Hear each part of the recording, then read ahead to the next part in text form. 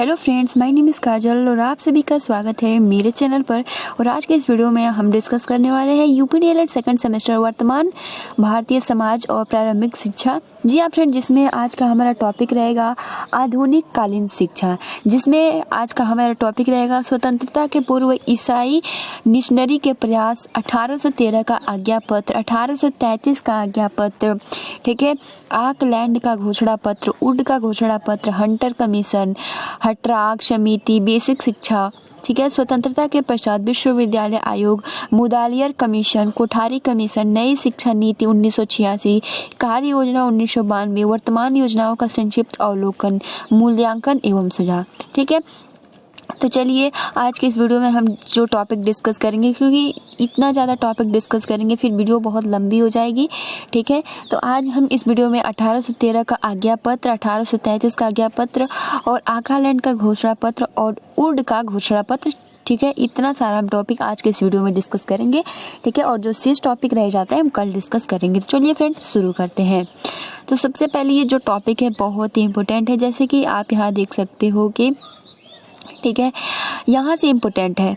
ठीक है, यहाँ से इन्हें भी जाने, जैसे कि वारेन हेस्टिंग्स, ठीक है, वारेन हेस्टिंग्स ने कलकत्ता में मदरसा तथा लॉर्ड वेलेजली ने फोर्ट विलियम कॉलेज की स्थापना करवाई है। आप देख सकते हो बहुत ही इम्पोर्टेंट है।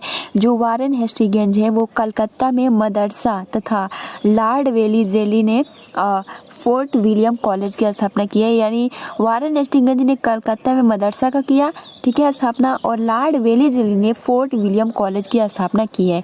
सेकंड टॉपिक जो है चार्ल्स ग्रांट, ठीक है, चार्ल्स ग्रांट जो है, चार्ल्स ग्रांट को आधुनिक शिक्षा का जन्मदाता माना जाता है। बहुत ही आईएमपी प्रश्न है। ठीक है, अगर प्रश्न पूछा जाए कि आधुनिक शिक्षा का जन्मदाता कौन है तो वो है चार्ल्स ग्रांट।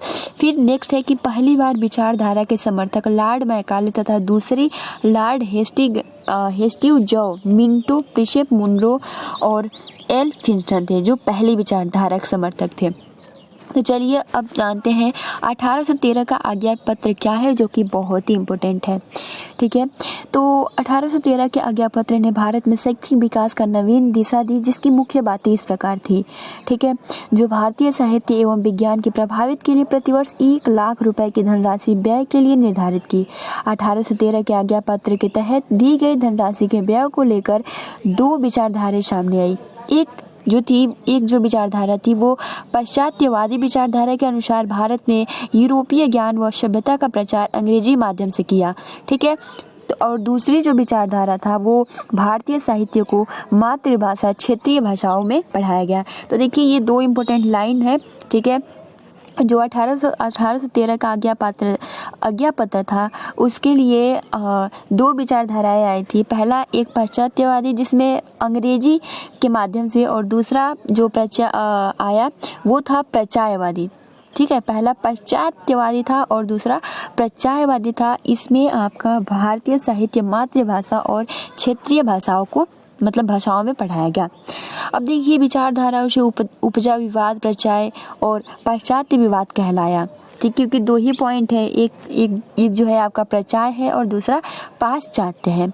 ठीक, उनके अपने अपने तर्क थे। प्रचायवादी कहा करते थे कि भारतीय संस्कृति, दर्शन, धर्म भारतीय भाषाओं में सुरक्षित रहे और अत्यंत भारत में अपना साम्राज्य सुरक्षित, खोज में विरोध, कोई खतरा नहीं होगा। लेकिन जो पाश्चात्यवादी का कहना था कि भारतीयों का उद्धार जो होगा वो पाश्चात्य संस्कृति द्वारा ही संभव है। इसके द्वारा हम ऐसे लोगों का वर्ग तैयार कर लेंगे जो मन से अंग्रेज तथा तन से भारतीय होंगे। तो आप देख सकते हो ये बहुत इंपॉर्टेंट लाइन है गाइज। ये जो प्रचाय है और पाश्चात्य है, जो प्रचाय है वो मूल भाषा क्षेत्रीय भाषा पर कहते थे कि इस तरीके से प्रचार प्रसार किया जाएगा, लेकिन जो पाश्चात्य है वो अंग्रेजी में, वो कहा करते थे कि जो मन रहेगा अंग्रेजी का रहेगा लेकिन जो शरीर है वो भारतीय होंगे। ठीक है, अब देखिए लॉर्ड मैकाले, ठीक है, तो लॉर्ड मैकाले ने जो नित्यानंद सिद्धांत का प्रतिपादन किया है, ये इम्पोर्टेंट लाइन है। अब देखिए कुछ आगे स्क्रॉल करते हैं और देखिए 1833 का आज्ञा पत्र का मुख्य बातें क्या थी, जो कि बहुत ही इम्पोर्टेंट है। ये हो सकता है कि आपके एग्जाम में बार बार पूछा जाता है, तो ये बहुत ही इम्पोर्टेंट है। 1833 का आज्ञा पत्र जिसमें मुख्य बातें क्या है, तो फर्स्ट की शिक्षा अनुदान जो है वो 1 लाख से बढ़कर 10 लाख कर दिया गया। दूसरा पॉइंट कि कोई भी भारतवासी तथा सम्राट का कोई भी स्वाभाविक प्रजाजन अपने धर्म, जन्म स्थान, वर्ग तथा वर्ण के आधार पर किसी भी स्थान तथा पद को प्राप्त करने से न रोका जाए। तीसरा, गवर्नर जनरल की काउंसिल में एक कानूनी सदस्य बढ़ा दिया गया और लॉर्ड मैकाले प्रथम कानूनी सदस्य बना। अब देखिए, मैकाले के माध्यम से प्रचार और पाश्चात्य विवाद ने और गंभीर रूप धारण कर ली। उसके द्वारा प्रस्तुत घोषणा पत्र की मुख्य बातें इस प्रकार थी। उसका मकसद ऐसे नागरिकों का निर्माण करना चाहता था जो रक्त तथा वर्ण में भारतीय हो किंतु रुचि और विचार तथा मानसिक रूप से अंग्रेज हो। ठीक, तो आप देख सकते हो कि जो आपका मैकाले था ये चाहता था कि जो हर एक व्यक्ति जो उसका रक्त और वर्ण, ठीक, वो भारतीय हो लेकिन उसका जो मानसिक सोच हो वो कैसी होनी चाहिए, तो अंग्रेज जैसा होना चाहिए। अब देखिए, मैकाले ने अंग्रेजी की श्रेष्ठता बताते हुए कहा है कि एक अच्छे यूरोपीय पुस्तकालय की केवल एक अलमारी भारत तथा अरब के संपूर्ण साहित्य के बराबर होगी।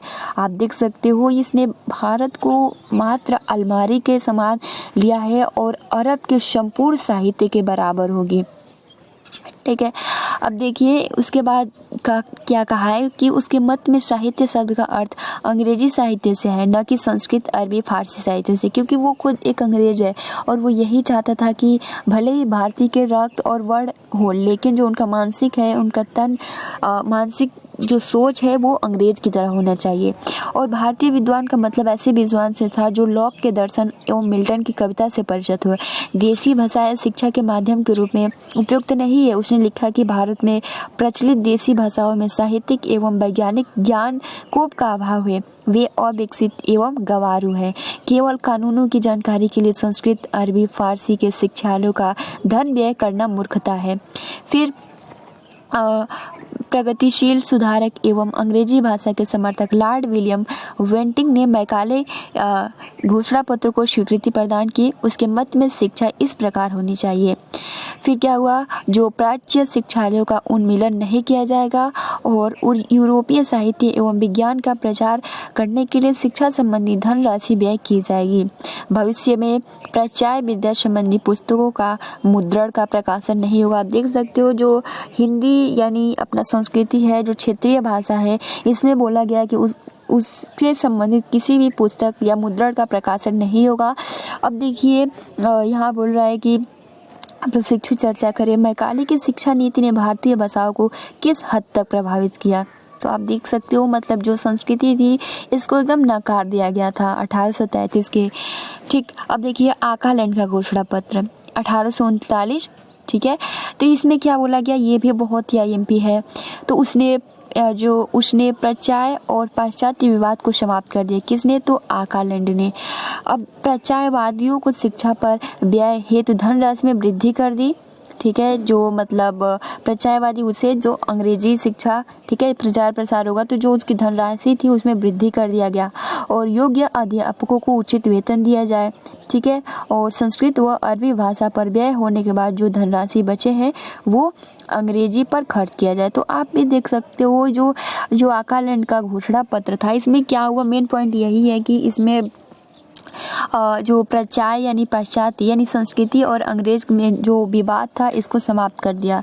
और इसमें दूसरा पॉइंट यही है कि जो मतलब प्रचारवादी थे, ठीक है, प्रचारवादियों को शिक्षा पर व्यय हेतु धनराशि में वृद्धि कर दी और योग्य अध्यापकों को उचित वेतन दिया। प्लस जो संस्कृत वो अरबी भाषा पर व्यय होने के बाद, ठीक, मतलब प्रचार प्रसार करने में जो भी खर्च हुआ उसके बाद जो धनराशि बच जाती थी वो अंग्रेजी यानी पाश्चात्यवाद में लगा दिया गया। तो ये रहा पूरा पॉइंट। अब देखिए वुड का घोषणा पत्र क्या है। ठीक है, ये भी बहुत ही IMP है और ऐसा एग्जाम में प्रश्न पूछ लिया जाता है, तो एक बार ये भी देख लेते हैं। तो सन 1854 में बोर्ड ऑफ कंट्रोल के प्रधान के रूप में चार्ल्स वुड ने ठीक है। चार्ल्स वुड ने भारतीयों की शिक्षा शैक्षिक आवश्यकताओं को ध्यान में रखकर शिक्षा नीति को बनाया। आप देख सकते हो जो वुड का घोषणा पत्र था, उन्होंने 1854 के बोर्ड ऑफ कंट्रोल के प्रधान के रूप में चार्ल्स वुड ने भारतीयों की शिक्षा शैक्षिक की उनकी नित्य आवश्यकताओं को ध्यान में रखकर शिक्षा नीति बनाया। अपनी नवीन लक्ष्यों के कारण इसे शिक्षा का मैग्ना कार्टा कहा जाता है। बहुत ही आईएमपी वुड का जो घोषणा पत्र है इसको मैग्ना कार्टा भी कहा जाता है। नवीन लक्ष्यों के कारण ही इसको शिक्षा का मैग्ना कार्टा कहा जाता है। अब देखिए मुख्य बातें इसमें क्या है, तो देखिए शिक्षा का मकसद अंग्रेजी साहित्य एवं पाश्चात्य ज्ञान का प्रसार करना था। ठीक है, इसमें भी, और शिक्षा अंग्रेजी एवं देसी भाषाओं के माध्यम से दी जानी चाहिए, मतलब दोनों ही तरीके से देनी चाहिए शिक्षा जो है अंग्रेजी एवं देसी भाषाओं के माध्यम से। तीसरा, पाठ्यक्रम में भारतीय साहित्य तथा संस्कृति का भी आवश्यक स्थान दिया जाए। ठीक है, और शिक्षकों के लिए प्रशिक्षण की व्यवस्था की जाए और विद्यालय प्रबंध के लिए सहायता अनुदान मिलना चाहिए। फिर उच्च शिक्षा के लिए विश्वविद्यालय स्थापित हो और व्यावसायिक स्त्री शिक्षा को प्रोत्साहन दिया जाए। जो उनका घोषणा पत्र था इसमें स्त्रियों के लिए शिक्षा के लिए प्रोत्साहन।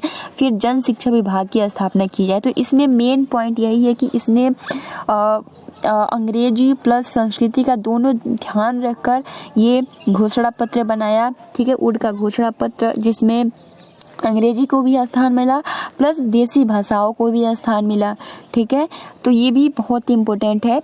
ठीक है, अब देखिए वुड डिस्पैच में नवीन बातें क्या थी, जो शिक्षा की वुड डिस्पैच में नवीन बातें क्या थी, तो इस पे आपको नवीन बातों में क्या आपको नया मिला है। तो जो आपका वुड का घोषणा पत्र था इसमें सबसे पहले तो नवीन लक्ष्यों के कारण ही इसको क्या बोला जाता है, तो शिक्षा का मैग्ना कार्टा बोला जाता है।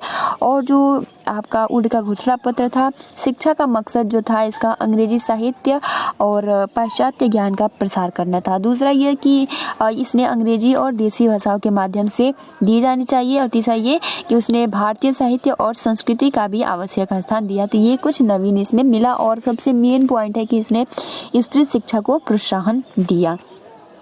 अब देखिए अगला है आपका हंटर कमीशन। ये भी बहुत ही इम्पोर्टेंट है। हंटर कमीशन क्या है, ठीक है, तो देखिए लॉर्ड रिपन ने शैक्षिक सुधारों के मूल्यांकन के लिए प्रथम भारतीय शिक्षा आयोग की नियुक्ति की। इसे प्राथमिक शिक्षा पर प्रथम आयोग भी कहा जाता है। इसके अध्यक्ष विलियम हंटर थे।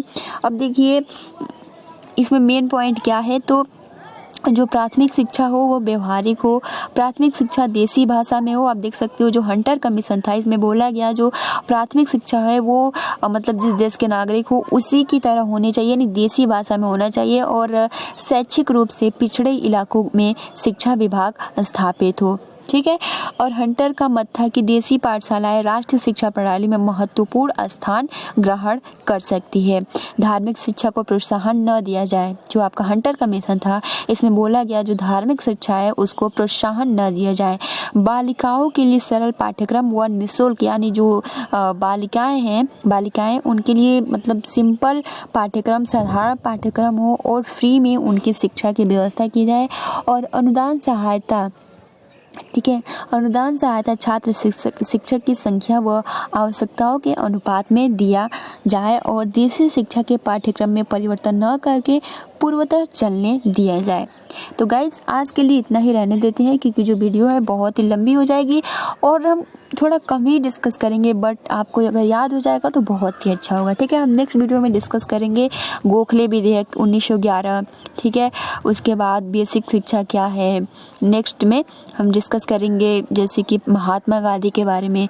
तो ये कुछ इंपॉर्टेंट पॉइंट्स है जो कि बहुत ही इम्पोर्टेंट है। आप देख सकते हो कि भारत में यहाँ अभ्यास प्रश्न भी हम डिस्कस करेंगे कि भारत में आधुनिक शिक्षा का जन्मदाता किसे कहा जाता है, क्लाइव को, वेंटिक को, कार्नवेलिस को, कोई नहीं, अभी हमने डिस्कस किया। अगर आपको आता है तो आप कमेंट्स बॉक्स में बताइए। फिर दूसरा है कि छनाई का सिद्धांत। तो चलिए फ्रेंड्स हम इसको बहुत ही अच्छे से डिस्कस करेंगे। आप देख सकते हो लघु उत्तरीय प्रश्न में आया है कि वुड की घोषणा पत्र की मुख्य बातें क्या थी, हंटर कमीशन की सिफारिशों ने भारतीय शिक्षा को किस प्रकार प्रभावित किया।